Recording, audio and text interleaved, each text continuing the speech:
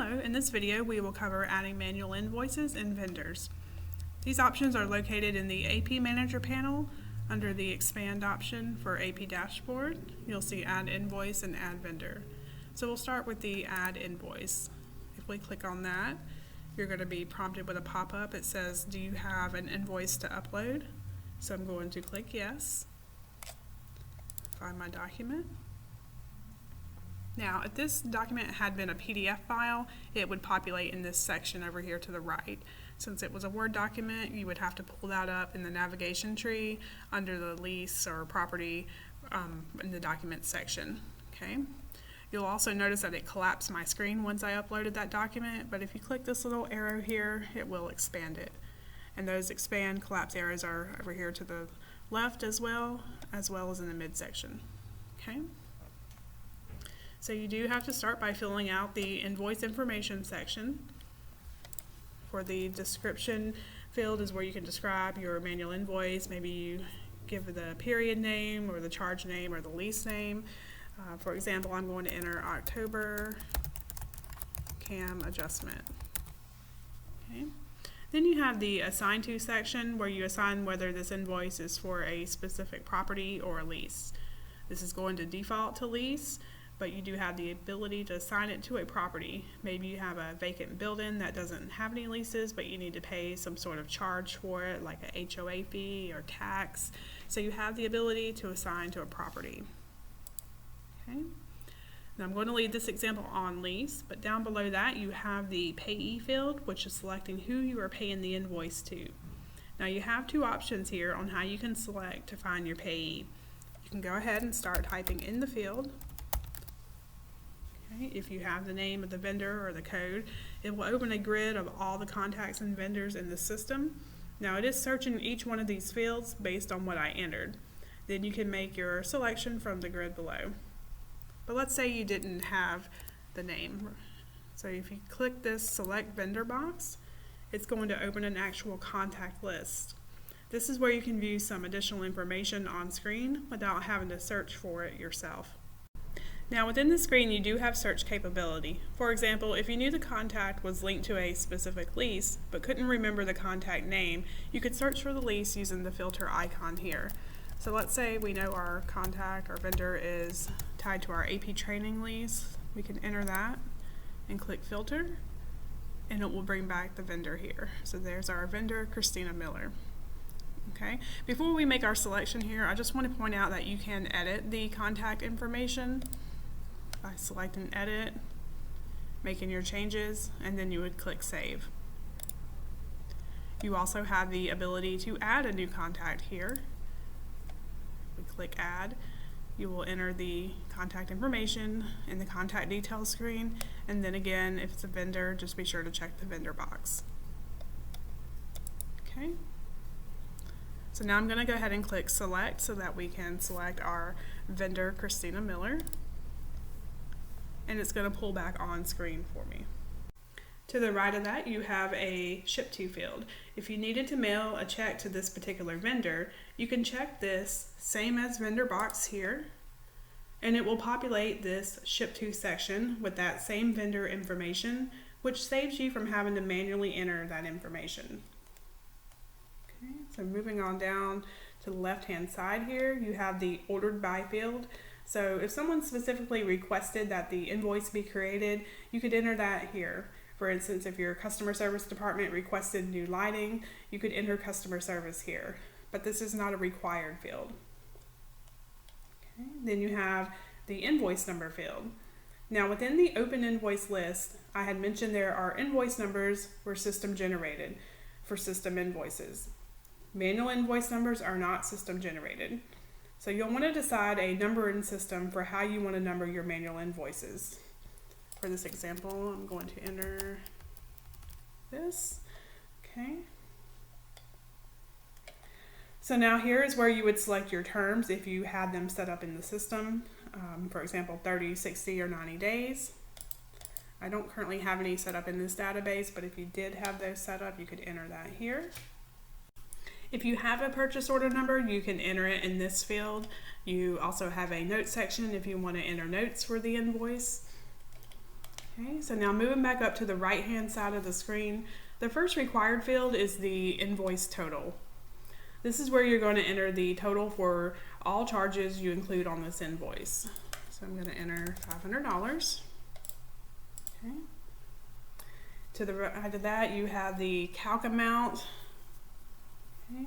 This is going to automatically calculate for you the total of all charges on the invoice. In order to save, the invoice total and the calc amount have to match. Okay. Then you have the invoice date, which is the date you're creating the invoice. So we're going to choose today. If your bill says you have a specific due date, you can enter the due date here. I'm going to bypass that for now. Then you have the period field, which is the period you want to batch the invoice for. Okay, so for that, I'm going to select October. If you have a work order number, you can enter it in this field. And then the last option here is your PCT prepayment. This will default to no, but if there is a situation where you do need to prepay your percent rent charge and you want to include that in your percent rent calculation, then you can set this to yes, but it will default to no. Okay. So once you fill out the invoice information section, you can scroll down and here's where you'll enter your actual charge lines. So in this section here. To do so, you're going to click Add New. And it's going to show you the first required field is the lease. Okay. This is because my assigned to field is checked for lease. So if we scroll back up here, you'll remember that I left this at the lease level. Okay. If I had selected property, then my property field down here would be my first required field and the lease would not. Okay. So I'm going to click that and I'm going to select my AP lease.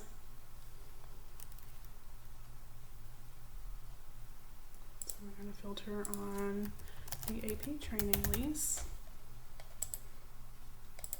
Okay. And you'll notice that once it's selected, it will go ahead and populate my property information down here. Okay. If you have multiple spaces on the lease, you would have to select the space from the drop down. Okay. Then you can select the payment type. I'm going to choose base rent. Once I select base rent, the GL account number and currency went ahead and populated for me. That's because I already have a base rent charge on this lease. If you did not have a base rent charge already on this lease, then you would have to select it. Okay, so now we can scroll over to the right and we can enter the amount. I'm going to enter $500 since that's what I entered up above. Okay, so let's click $500. Now, when you click out of the field, you're going to get a pop-up that says, this charge has allocations. Do you want to apply them to this manual invoice? So I'm going to click OK. And then I'm going to receive a second pop-up that says, this charge has rent tax. Do you want to apply that to the manual invoice? So I'm going to click OK again. So this time it's actually going to create a new line item underneath. Okay. So this is specifically for the rent tax here, this one. Okay. So then I have my tax amount, which is based off of my base rent amount of $500. So you'll see the $500 here and the $29 here. Okay. So now you have the two detail lines, but if I scroll back to the top, you will see that the invoice amount and the calc amount are different. That's because my rent tax is throwing it off. So it will not allow me to save. If you click save now, you will get the message up top telling you the invoice total and calc amount do not match. So that'll be this message here. Okay. All right, so now what I'm going to do is edit my invoice total to match the calc amount.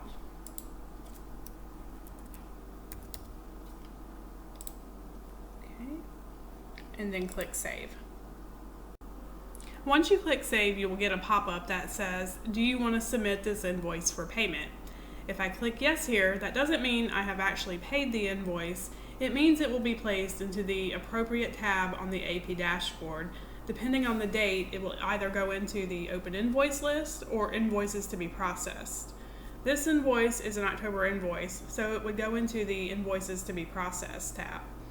If I select no here, it's going to place it in the open invoice list until you are ready to submit it. For now, I'm going to click yes.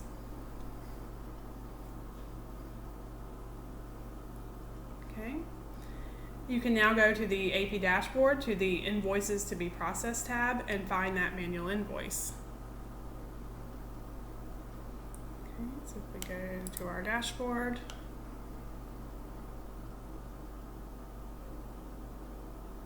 okay, invoices to be processed.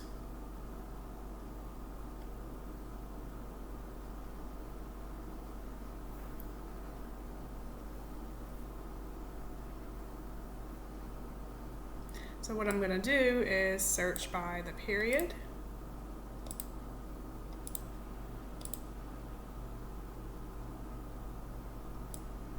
And there is our manual invoice. Okay. You'll also notice here the invoice icon is enabled because we did upload an invoice document. Now, if I click the invoice number, you will see that the invoice information edit screen is enabled. Whereas before, we couldn't make any changes. If you remember in the previous video for system-generated invoices, these fields were not able to be edited. You can make changes on manual invoices. It's possible you might need to adjust something before you submit it. Okay. And then down here, you'll see that here's the actual invoice document file that I had uploaded. Now, you'll also notice too that at the top here, you can delete manual invoices, but you're not able to delete system-generated invoices. So we can go ahead and close this screen now.